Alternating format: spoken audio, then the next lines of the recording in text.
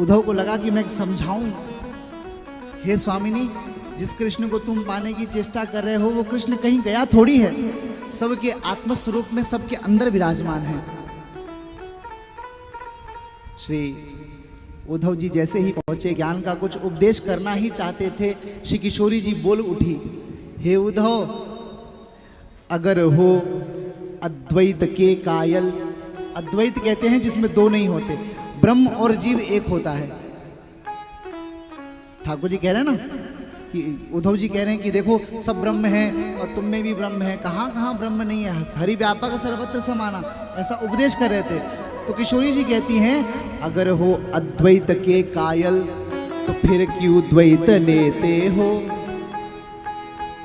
अगर हो अद्वैत के कायल तो फिर क्यों द्वैत लेते हो, भला खुद ब्रह्म होकर ब्रह्म को उपदेश देते हो। तू भी ब्रह्म मैं भी ब्रह्म, तो तू मुझे उपदेश क्यों कर रहा है? अगर सब बराबर ही है इस संसार में, तो फिर सब ब्रह्म है, तो फिर तू मुझे उपदेश देने क्यों आया? राम राम राम।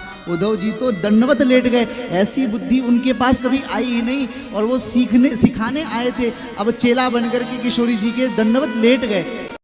और कहते हैं उद्धव जी 6 महीने तक ब्रजमंडल में निवास करते हैं। 6 महीने में रह करके वो कहते हैं कि यदि मुझे कुछ बनाना हो तो ब्रज धूली ही प्राणों से प्यारी लगे, ब्रजमंडल माँ ही बसाए रहो, रसिकों के सुसंग में मस्त रहूं, जग जाल से नाथ बचाए रहो।